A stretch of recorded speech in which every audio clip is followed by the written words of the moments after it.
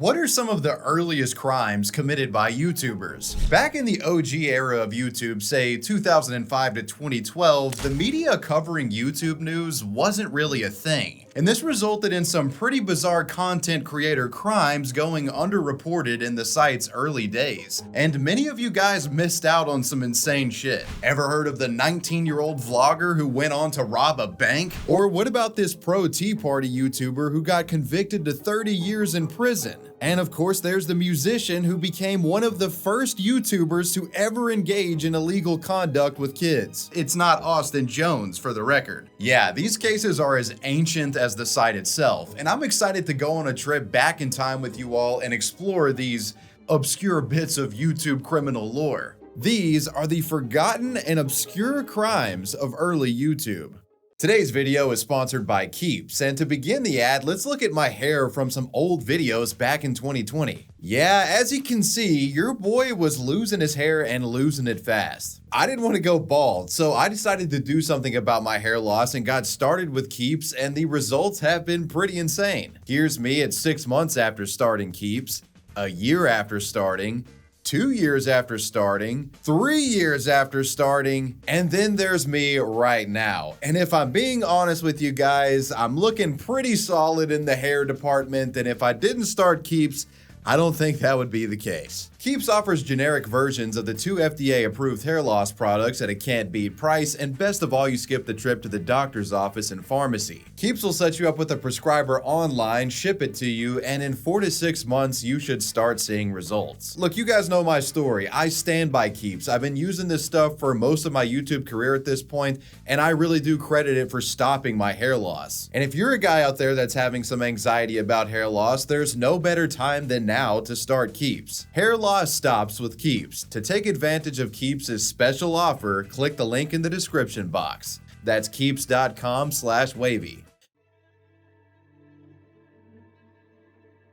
This story is honestly one of the strangest that I've covered on the channel, and to be honest with you guys, I'm shocked that no one has properly dived into this case prior. It's the uneasy tale of July 4 Patriot, a political YouTuber whose calls for violent revolution and government upheaval got him in trouble with the law, eventually resulting in a nationwide manhunt and the guy being convicted for one of the sickest crimes imaginable. This is the July 4 Patriot story. Charles Allen Dyer was once a Marine who served in the infantry. From what has been written online, Charles claims to have had dual honorable discharges. The man has also claimed to have served 1 year for the Stevens County Sheriff's Office in Oklahoma as well. Charles entered the Marines in 1998 at the age of 17. It's said that at the time he was completely in line with the military and dedicated to following orders. But in the late 2000s, he started to have questions about the policies in his country and grew paranoid about what he saw as corruption. Corruption surrounding the political landscape and America's leaders. Charles couldn't keep these grievances to himself, so in an effort to express these issues that he had with the government, he would set up his own YouTube channel called July 4 Patriot. On February 20th of 2019, the man would upload a video in which he asked his would-be viewers to stand up for their freedoms, claiming that the country was under distress and that the United States citizens had to stay informed in order to get out of this corrupted state. Fellow American patriots, I come to you today to let you know that your government cannot overpower you, and that you as the people hold your own fate and your way of life in the palm of your hands. You are under the watchful eye of an ever-increasingly tyrannical government, but within that government lies patriots just like you. The man likely fearing discharge if his views were known by higher-ups in the service. And in these videos, Dyer's patriotism would be on full display, with him laying out his ideologies and of course some revolutionary ideals akin to like the tree of liberty needs to be watered with the blood of patriots from time to time sort of things. Patriots, I want to thank those of you across the country that reaffirmed your oath to the Constitution. In my mind, the 19th of April 2009 gives birth to a new hope across this country. Oath keepers from every corner of America pledge their lives to the defense of the Constitution and the Republic. These are patriots of great honor and principle. Soon you might begin to see the separation of true patriots from those who are only posing to be patriots. In a time of crisis, those who do not stand with their convictions in their hearts will shrink from conflict. Those who stand when they are needed the most will earn the respect and love of their countrymen. Not long after starting his online campaign, he took real-world action as well, and would join the Oath Keepers, a far-right militia group who claim that their one true goal is to uphold the Constitution, and they encourage their members to disobey orders from the government if those orders encroach on the foundation of the Constitution. The Oath Keepers were founded in March of 2009, and Charles would join them on April 19th of 2009. Eventually, Charles would become more brazen and less focused on anonymity, speaking publicly at Tea Party events on behalf of the Oath Keepers. The man would become a notable member of the group, becoming somewhat of a representative of the Marine branch within the militia, and was treated like a liaison of sorts to the military. Videos and Tea Party Oath Keeper gatherings would continue for July 4 Patriot, but beneath the activism, trouble was brewing. At some point in June of 2009, according to a report from Vice News, Dyer was arrested and charged with, quote, uttering disloyal statements, criminal libel, communicating a threat, and soliciting another to commit an offense. However, these charges were later dropped. Charles left the service after this incursion, and his vitriol towards the government grew further. In 2010, Charles was featured in a full Vice documentary that centered around the Oath Keepers. The doc ominously warned of a possibility of a looming second Revolutionary War if folks like Charles had their way. Charles likely viewed himself a determined patriot, but looking in from the outside, his quest to correct the government's perceived wrongdoings was self-destructive. Not only that, the man had some monstrous tendencies that would soon be exposed. Foul deeds not even relating to his radical political ideals. Soon, Charles would become entangled in a multitude of accusations that went beyond the line of depravity. Accusations that would destroy his whole online career, put him in prison, and have him claiming that he was the target of a government conspiracy. On January 21st, 2010, in his home in Marlow, Oklahoma, Charles was arrested on charges of rape and forced sodomy on his 7-year-old daughter. While searching his home, the authorities found a 40mm grenade launcher along with several firearms. This caused the authorities to add on the extra charge of possession of an unregistered military weapon. When the news of this disturbing arrest reached the Oath Keepers, the group would begin to distance themselves from Charles, hoping to avoid bad publicity. And they would even write later that Charles was never actually associated with the organization. Charles's fans on YouTube theorized that their leader was being sabotaged by the government, and they also speculated that Charles may have been framed by a jilted ex-lover. Yes, some of his YouTube fans claim to have had proof that Charles's ex-wife was framing him for an abhorrent crime as a vengeful act, speculating that Charles had reportedly cheated on his now ex and this is what she was doing in return to get back at him. Whatever the case, during the legal processes, Charles would face 6 charges, including kidnapping and second-degree rape by instrumentation. Curiously, the first trial regarding these matters in January of 2010 would result in a mistrial. And this wouldn't even be the first mistrial that would result from this crime, as in April of 2011, during the second runback of this trial, the jury would deliberate from 8 hours and they came to a decision, but as they were returning, one of the jurors changed their mind, resulting in a hung jury. Keep in mind, Charles is out on bond, so he could just go back home when these trials would fail. After the second mistrial, Dyer would begin uploading videos to his YouTube channel criticizing anyone he saw as against him, from judges to prosecutors to district attorneys and any other sort of governmental official, while also declaring his innocence and claiming to have done nothing wrong. He said that he had evidence that would lead to his vindication. Although Dyer's legal situation was still in jeopardy, he wasn't going down without a fight.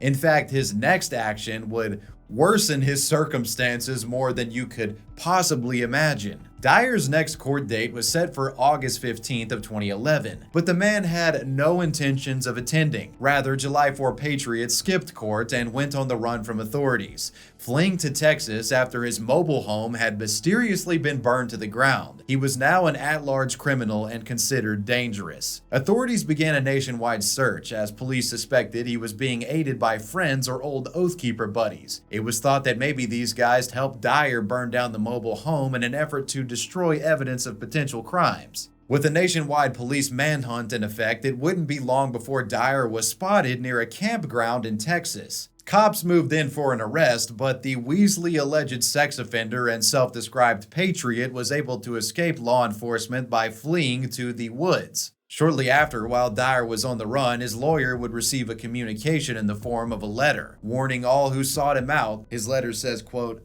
"I have been pushed to the limits multiple times by law enforcement and the judicial system in an attempt to cause me to take violent action against them. If I do, I know I will be the monster they depict me as. Our judicial system is nothing more than a system of liars and crooks, working under the color of the law, where the rich go free and the poor are made to suffer injustice. Something must be done to expose it." A week later, on August 25, 2011, residents of Pecan Grove, Texas would notify the police of a strange man near a local daycare center. The sighting would result in officers being dispatched to investigate the unsettling silhouette. Turns out this marauding man was none other than Charles Dyer himself. While they didn't catch him at this daycare, Dyer was found later in the day at a nearby fast food joint. Police would arrest Dyer after he had just left the Sonic drive-thru. He had just finished drinking a cherry limeade. Upon being arrested, officers noted that the man seemed exhausted and unkempt. It looked like he had been living in the woods for some time. He offered no resistance and told the officers that he was, quote, "just done." Later, he would tell authorities that he had been hiding in a brush pile near a creek for 5 to 6 days. He had in his possession about $1,000 and a GPS device. Curiously, 2 of Dyer's militia associates were arrested around this time as well, on suspicion of arson, for police thought they had helped Charles burn down his mobile home, possibly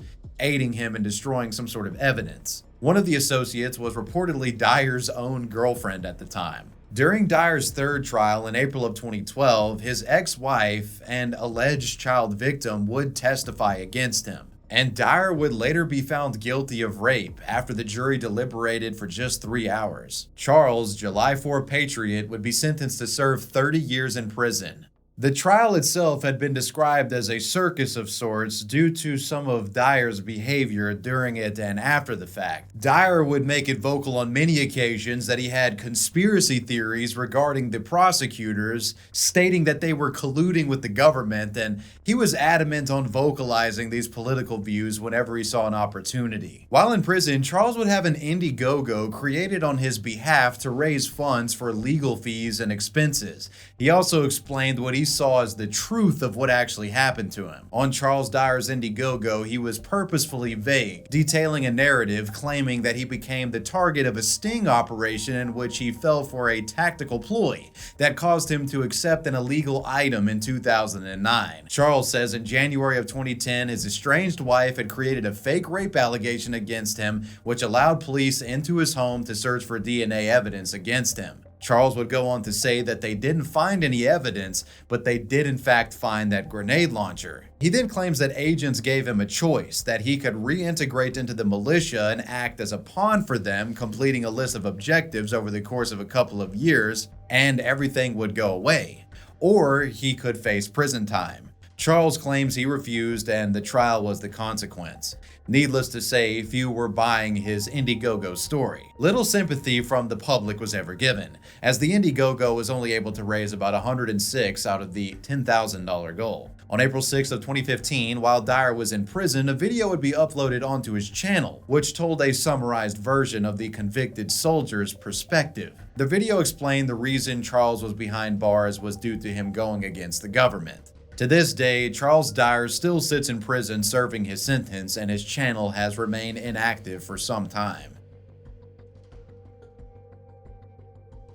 This next story honestly leaves me dumbfounded. It's the case of a 19-year-old girl who uploaded a rather curious video to YouTube. A video in which she confesses to robbing a bank. Initially, viewers thought the upload was a prank of sorts, but further developments would suggest this half-wit's confession was in fact legitimate. and her reason for perpetrating this robbery was mind-meltingly stupid. This is the story of Jelly Beanie, aka Hannah Sabata. On November 27, 2012, 19-year-old Hannah Sabata of Stromsburg, Nebraska went on an adrenaline-induced crime spree that involved her stealing a vehicle and using it to rob a bank. Hannah would jack a Pontiac Grand Am, which she would then use to head on over to the Cornerstone branch in Waco, Nebraska, and would proceed to perform her own version of a heist, equipped with a gun, a pillowcase, a note, which likely requested immediate funds. Hannah would then be bestowed a small sum by the panic-stricken teller and left almost as quickly as she arrived. While the exact details of Hannah's getaway route are unclear, her stolen vehicle was later dropped off at Buckley Park in Stromsburg, Nebraska, and Hannah would make it back home thinking she had eluded law enforcement. At first, it seemed as if Hannah's bank robbery escapade was a complete success, but alas for this reckless young would-be GTA character, it wouldn't be long before a mission failure was on the horizon.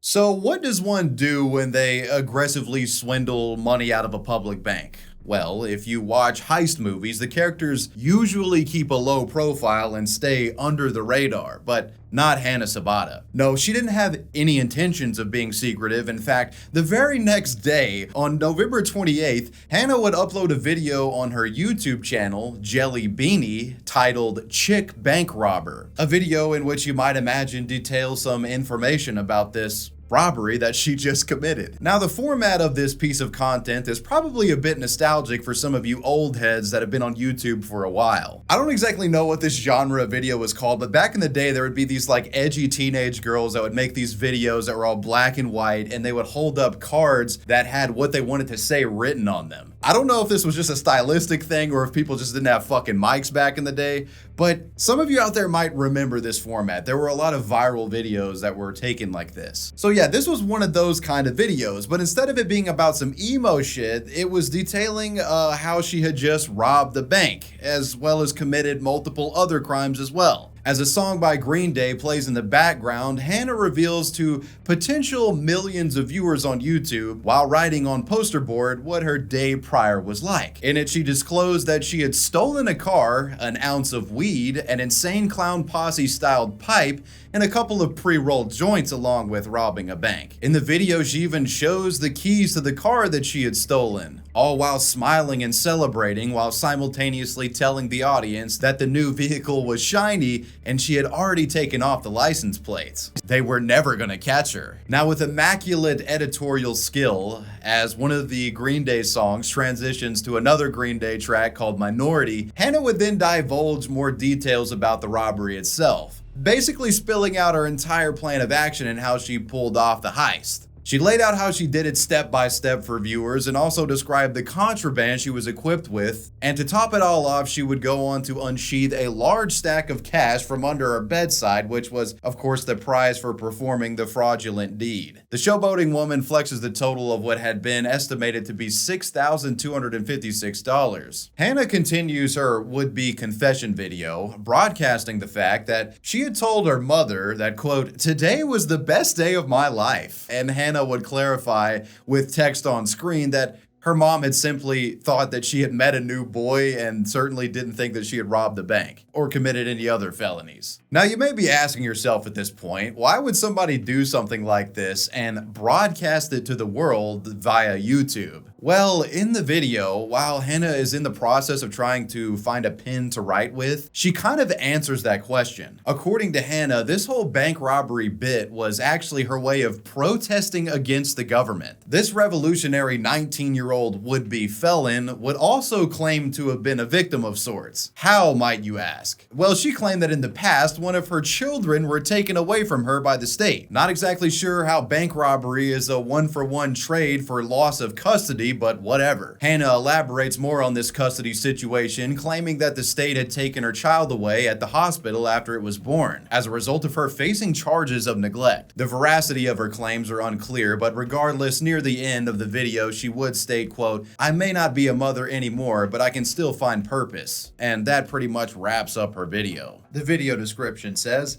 "I just stole a car and robbed a bank. Now I'm rich. I can pay off my college financial aid, and tomorrow I'm going for a shopping spree. Bite me. I love Green Day." This young woman seemed confident on the surface that she had gotten away with everything, and it certainly appeared this way to viewers. However, deep down, she was worried. If you look at her YouTube activity in the hours following this upload, it's clear that she may have been worried about some legal issues. If you check her subscription box, one can find that she is subscribed to 3 channels: a random channel with 238 subscribers, Shane Dawson TV, and another channel that provides legal advice called Law Videos Inc. It's almost as if she expected that she may be behind bars soon. Now, as you might expect, this shopping spree that Hannah had planned would never come to fruition.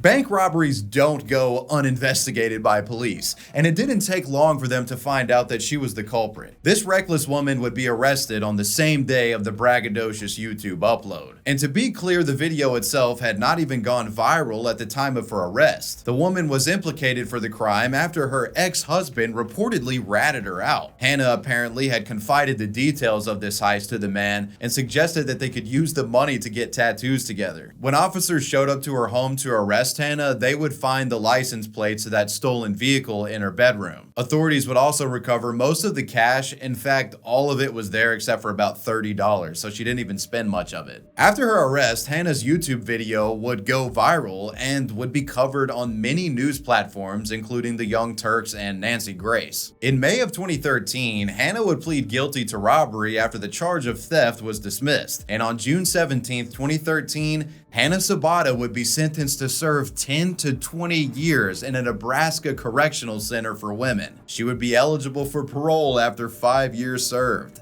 Yikes. Now, apparently Hannah was released early on parole in November of 2017, but her time out of jail didn't last long, as it would be revoked, and she went straight back to prison in November of 2018. Then in April of 2020, she allegedly assaulted a correctional officer, reportedly throwing hot water on him, and was charged with a Class 3A felony. She also has reportedly joined a class action lawsuit against the Nebraska Department of Correctional Services for alleged violations of her civil rights and constitutional rights based on perceived deficiencies in the Nebraska prison healthcare system. She's a piece of work, guys. In the time since Hannah's original upload, her video discussing her bank robbery has accrued over 2 million views. And although Sabata's actions have been somewhat forgotten over time, this thing will always be a peculiar piece of YouTube folklore that guys like me will dig up and bring back to the surface.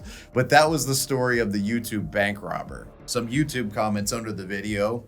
In a world of stupid criminal stories, this chick has raised the bar unimaginably high and distinguished herself as a leader. I never knew someone could actually be that stupid. Pure comedy gold. I feel bad for your kid though. I hope they have a good upbringing. I hope you get your life together when you get out. I love that she put thought, time, and effort into making this video without at any point considering the consequences, even going as far as explaining her motives. The very best kind of idiot. Redditors say, it's literally one of the most astonishing displays of stupidity I've ever seen. I mean, she was clearly mental. This is way beyond just being dumb.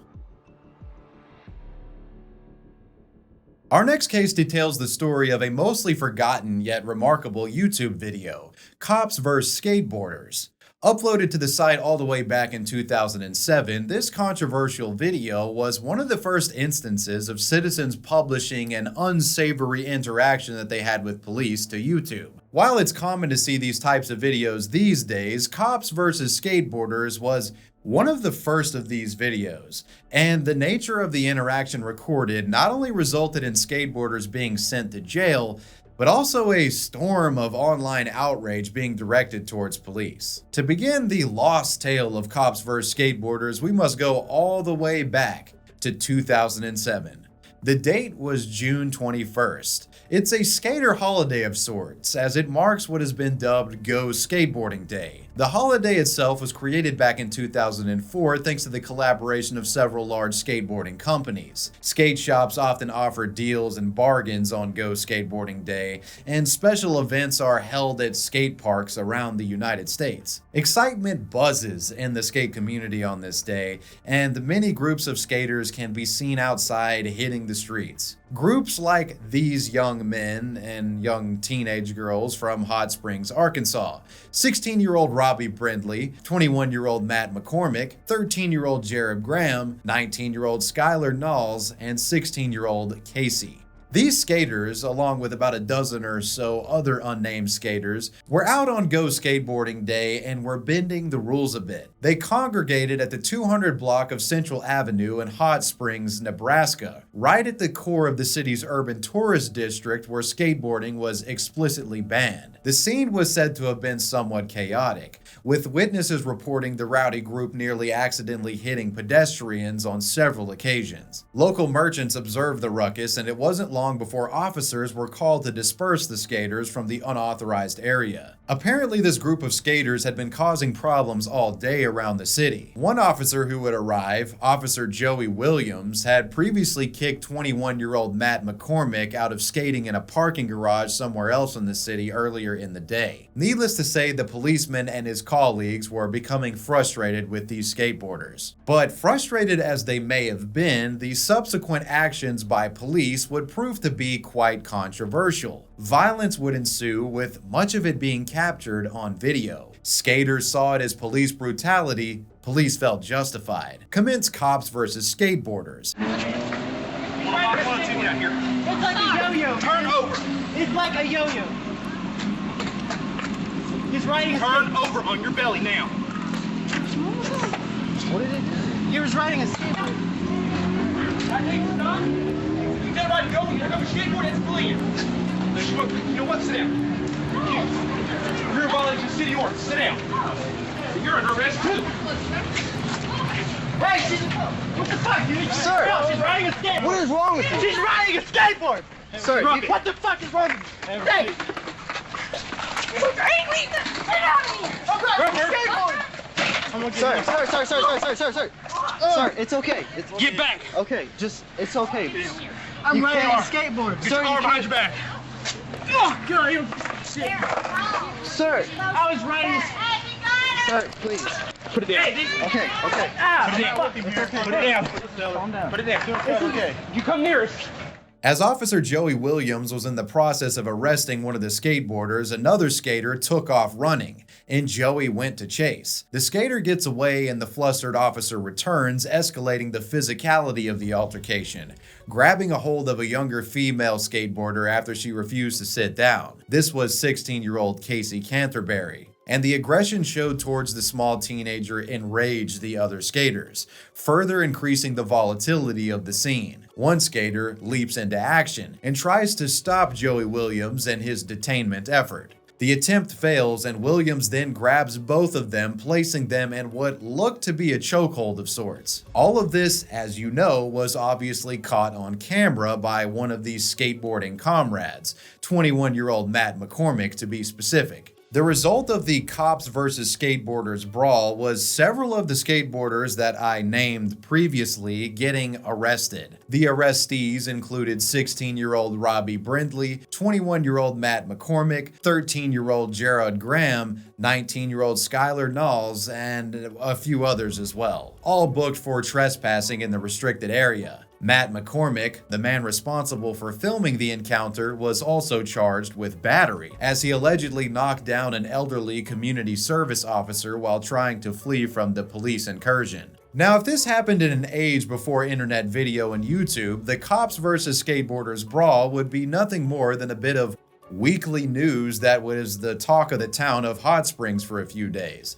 But this was 2007. Matt McCormick and his friends would make sure the entire world witnessed what they saw as an injustice. McCormick's Cops versus Skateboarding video would be published to the internet, and the upload would subsequently go viral on the Toy Machine 16 YouTube channel. Published June 25th of 2007, it garnered over 300,000 views and thousands of comments in a matter of days. The edited video purported to present a public case of police brutality and urged viewers to support skateboarders. Many in the comments section were furious about the officer's approach to the situation, and the city and police department were being hammered with condemnation as worldwide media outlets began to look into the incident, asking for interviews and preparing stories telling the details of the day. The frenzy surrounding the video resulted in Officer Joey Williams being put on administrative leave as an investigation into his actions were conducted. Seeing the popularity of the initial edited Cops vs. Skateboarders video, days later, a two-part uncut version of the video would also be uploaded to the Toy Machine 1 channel, showing more of the violent scuffle. Looking into the comments, it was clear that the public was still on the side of the skaters, even after seeing the full context. However, offline, within the local community of Hot Springs, and with the merchants that operated within the area of the confrontation who saw everything play out firsthand, they had a different perspective. In fact, almost all of the store owners sided with Officer Joey in this case. Store owners and merchants would go public to the media, claiming that the skateboarders were being erratic and unruly, and it was a tough situation to control. The video didn't fully convey the nature of the skateboarders' attitudes and that Joey was in the right. Yes, these local store owners felt like Joey Williams was in the right in the situation, and they detested the way that things were being handled by the media and internet mob. But the skateboarders argued that they were mindful of everyone around and that they had caused no such trouble mentioned by these merchants. As far as I can find, the only updates to this case were from both Skylar Knowles and McCormick, who would go on to plead no contest in July of 2007. As far as Officer Joey Williams, he would eventually be cleared of all charges, but he was, however, faulted for leaving a handcuffed suspect unattended. Other than that, though, everything seemed okay and the officer was able to report back to duty. As of 2023, the YouTube video Go Skateboarding Day Cops vs. Skateboarders has accumulated over 3 million views. The first part of the uncut video has over 1 million views, and the second part also boasts over 800K. The videos are still receiving comments to this very day. Many of you are familiar with the story of YouTuber Austin Jones, a once beloved heartthrob musician on YouTube sent to prison for inappropriate contact with underage fans. It's one of the highest profile YouTuber convictions in history, but what if I told you that Austin Jones jacked his criminal swagger from someone else? Yes, Mr. Jones isn't the first musically inclined YouTube creep jailed for inappropriate conduct with kids. Allow me to introduce you all to one of the first convicted YouTube CP possessors, Mike Lombardo. Born March 30th in 1988, Rome, New York, Mike Lombardo was a talented musician and songwriter who had apparently begun making music at the age of 2 years old. He would be trained in classical piano as well as jazz, and while in high school he picked up the guitar due to none of his peers being able to play while wanting to start a band. Therefore, he decided he would be a guitar player. Mike went on to obtain several awards thanks to his musical prowess, winning first place in the jazz category from the New York Songwriting Competition in 2008. In 2009, he would graduate a year early from Berklee College of Music, where he would earn a degree in songwriting. While in school, Mike would begin to upload his homework assignments to his YouTube channel called Mike Lombardo Music. Alone together in a dark tour van on a cold night in St. Louis, Jason Monday turned to me and said, "Mike, you play songs on YouTube and you make announcements, but you should be funny. So stick this in your pipe and smoke it, Mr. Jason No Fun Day." In an old Reddit AMA, it would be stated that Lombardo being featured by fellow YouTube musician Michael Buckley is what got the ball rolling on his YouTube channel, kicking off his rise in terms of views and subscribers. As his YouTube channel began to gain traction thanks to his dedicated following, Mike would begin posting music videos, song tutorials, and personal vlog-style updates to his channel, which would accumulate around 20,000 subscribers at its peak. Wow, this guy is taking his time. Derp, derp, derp, derp, derp. He's gonna lap you. He's gonna lap you. So 0.8 miles. We gotta go down. Like I'm sweating. I'm sweating right now. Oh shit. Son of a bitch. What is this? Why are there all these lights? During the height of Michael's YouTube career, he would be signed to DFTBA Records, where he would release his LP, Songs for a New Day, and one EP, The Alchemist. Mike would also go on to tour and perform live shows for his fans. I knew since I came awake that today was a special day. Yeah, it was. I left the office in a blur. She knows I'm coming home to her. Sadly though, despite the success of his career at this time, the end of Mike's career was nigh, as fans were about to learn the man had a criminal dark side of sorts. You see, Mike had developed a very young and influential fan base of children and teenagers that enjoyed his channel. And unfortunately, Mike was not the innocent nor responsible YouTuber that he had portrayed. In reality, Lombardo was taking advantage of the young girls that followed him online, allegedly grooming and inappropriately messaging multiple different minors according to court documents. It said at one point he set forth to have an actual physical encounter with a 15-year-old girl from Indiana, and this would lead to an investigation that the FBI would partake in, leading to Mike's downfall. This 15-year-old had met Lombardo multiple times at concerts in Pittsburgh and Cleveland in July of 2011. She'd also been allegedly sending Mike nudes since she was 14, as well as videos on Skype in which the YouTuber had reportedly asked her if she, quote, liked taking orders and requested her to strip and perform sexual acts. In December of 2011, the Indiana girl would travel with two of her friends, who were both 17 years old, to meet Mike Lombardo in Ellicottville, New York. FBI agents who had already been tipped off intercepted the young woman and interviewed all three, in which they revealed that he had sexually enticed them to send explicit photos and videos. They also revealed that in return they were sent sexually charged material from him. On December 30th of 2011, the FBI would raid Mike's home, where they would find a 51-second video of the teenager on his laptop in which she was naked and performing a sex act.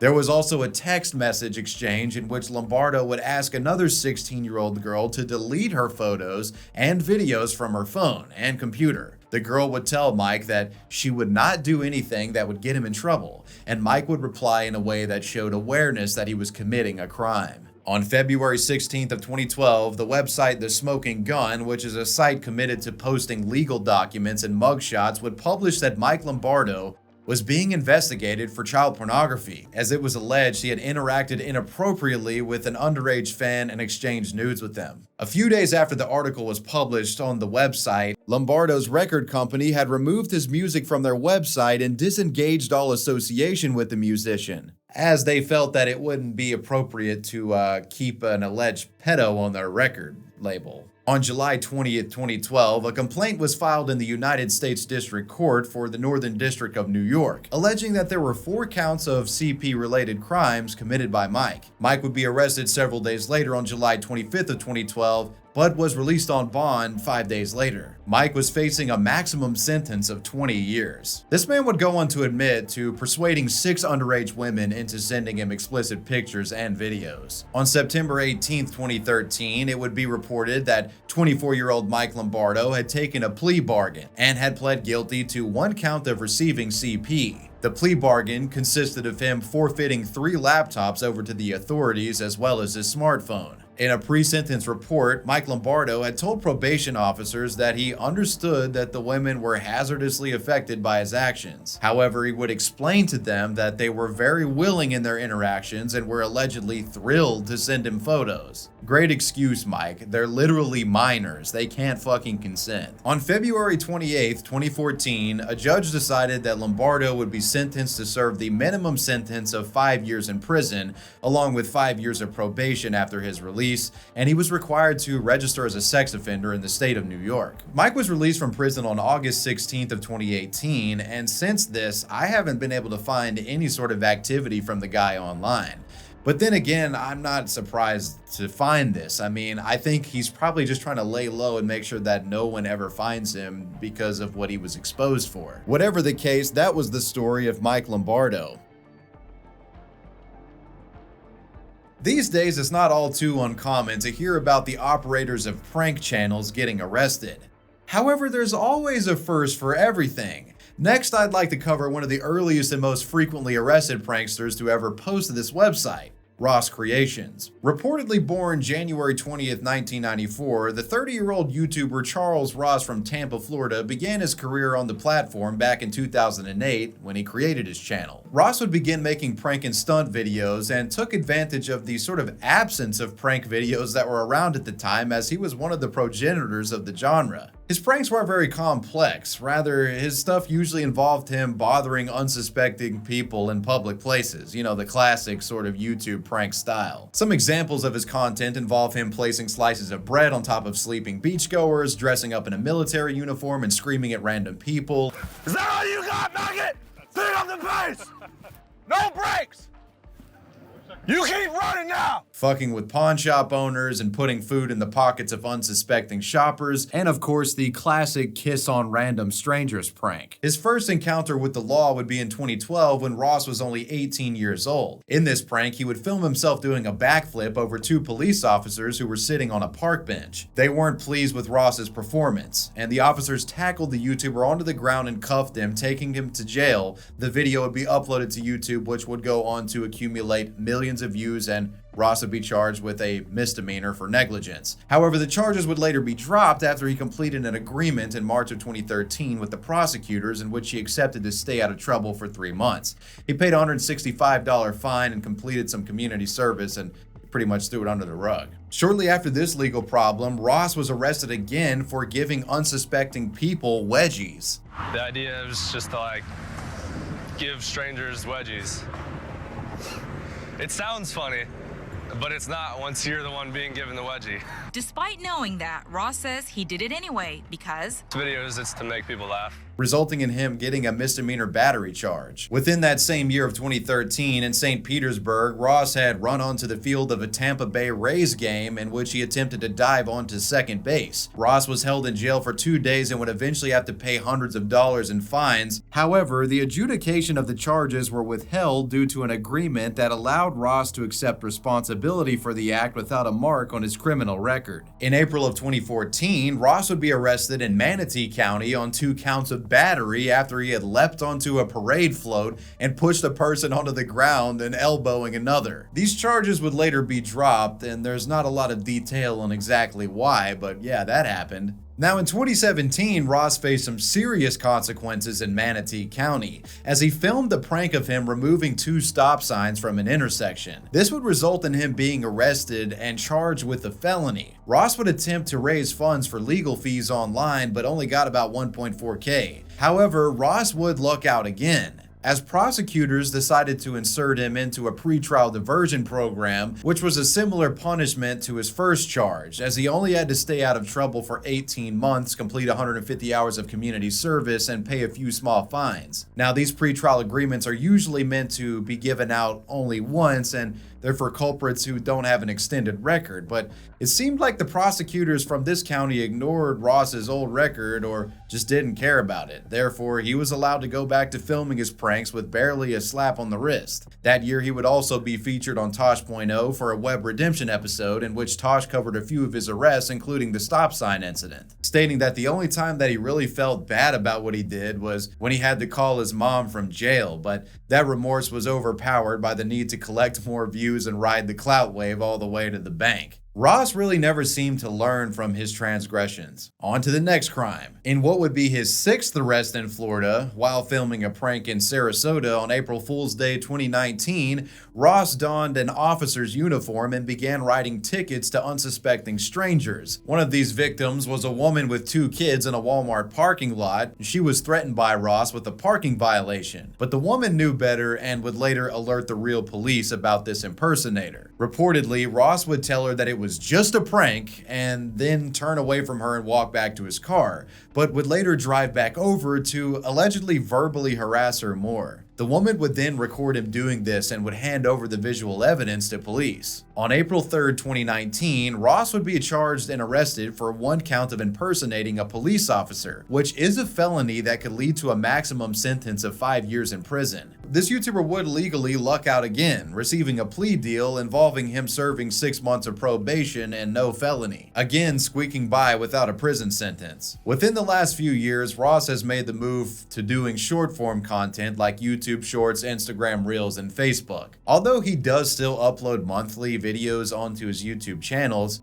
he's not as active as he once was, and it appears his legal situations have been improving with him not being arrested in recent years. But that was the story of one of YouTube's earliest prankster arrests, Ross Creations. A somewhat recurring trend that I've seen over the years online are these videos with fast food employees getting in trouble for kitchen antics recorded and put on YouTube. You know, these videos with workers perpetrating some foul deed to the food, recording it, uploading it for laughs, and, well, they basically get fired or it becomes a national story where people avoid a certain restaurant for a while. Next, I'd like to share with you all the case that really started this trend, the original YouTube fast food viral fiasco. The story of the Dominos Defilers. In a Conover, North Carolina Domino's Pizza on April 13th of 2009, two employees, 31-year-old Christy Hammonds and 32-year-old Michael Setzer, were supposed to be busy with work in the Domino's kitchen, but the two decided to have a little bit of fun while their manager wasn't paying attention. And this Domino's debauchery would find its way onto YouTube. The story goes that Michael would fix several Domino's sub sandwiches while purposefully spoiling and defiling the food, sticking cheese up his nose, spraying mucus and snot rockets all over the sandwiches. It was a disgusting scene. All while doing this, Christy would record and cheer her coworker on as she filmed Michael participating in numerous health code violations. Christy is heard saying, quote, "That's right, come to our store, we'll give you a lot of love." Come to our store, we'll give you a lot of love. Now, as Michael boxes this disgusting sandwich up and slices it, Christy talks about in the video how the manager has no idea what they're doing. And Michael would set the boxed food on a tray, implying that it was about to be served to a customer. Sprinkle them with sprinkles so they'll never know that there's snot on it.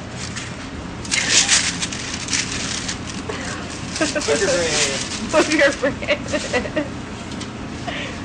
Our manager is unaware of what we are doing at the moment. She is back in the back, reading a newspaper, like always. While we're out here pounding around, putting snot in people's food. You better not ever let this tape down.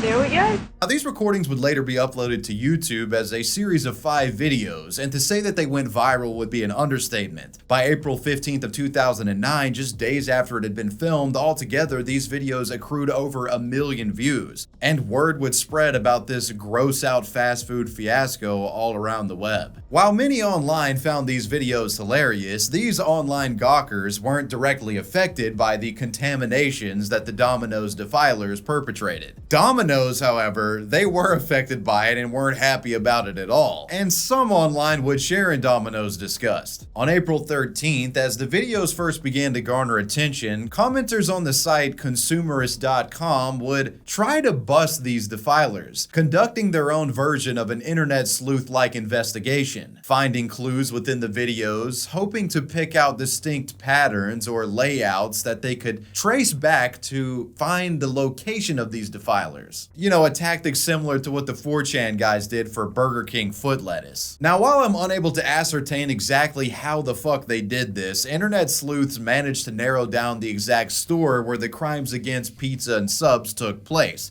That, of course, being the one in Conover, North Carolina. Their suspicions would be turned over to a Domino's spokesperson, who would make great use of this information. The sleuths were correct in their speculation, and the store had been located. It was the Conover spot. As the video continued to collect views, the corporation would enact their vengeance on Setzer and Christy Hammonds. The two had been busted and were promptly questioned by Domino's. This troublemaking pair claimed that the defiled sandwiches were never delivered and that the videos were just a bit of fun, with them claiming that they never intended to serve any of the food that they fucked up. Domino's, of course, wasn't having this explanation, and they immediately fired both of them from their establishment on April 14th of 2009. The pizza giant would also bring in the health department, who would advise the company to discard all containers with food in them, which would end up costing them hundreds of dollars. The two fired Domino's employees would also be collected by police and authorities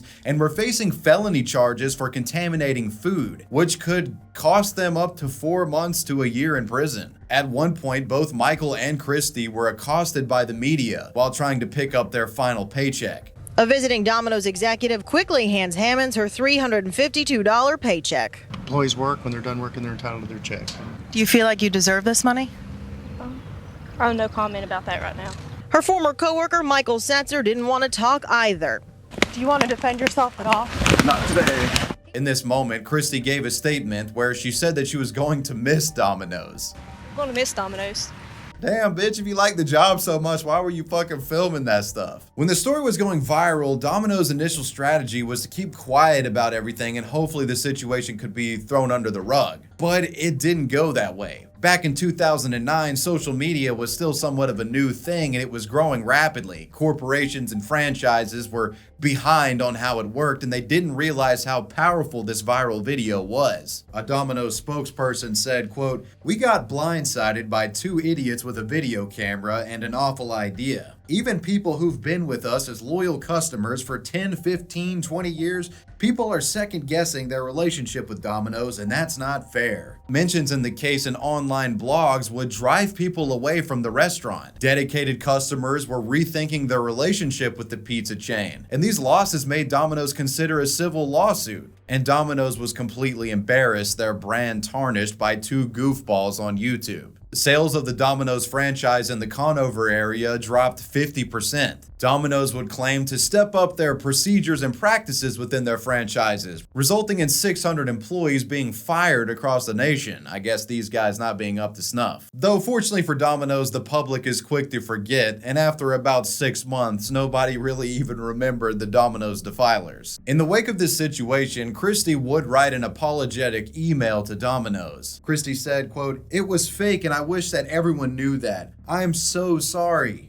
In addition to Christy, there was some other information about her that got brought to the surface. In a report published in April of 2009, it was confirmed that Christy Hammonds was a registered sex offender and had an extensive rap sheet. She had been previously arrested and charged with 3 counts of statutory rape against a 14-year-old girl and pled guilty in 2008 to misdemeanor sexual battery. Anyways, the Dominos Defilers video would eventually be removed from YouTube due to a copyright claim, and the legacy of this incident has now been mostly lost to time. In regard to the charges that these individuals faced from the Domino's incident, on March 9th of 2010, Michael Setzer entered an Alford plea, which basically meant that he pled guilty but didn't admit to guilt even though evidence may have shown he was at fault. He basically did no contest. The man was sentenced to serve 6 months in prison and 2 years of supervised probation. He was forced to pay $1,000 in court fees and could not interact with Christy or any Domino's establishment. Michael would tell the court through his lawyers that it was a childish and stupid thing to do. And although the food was never sent out,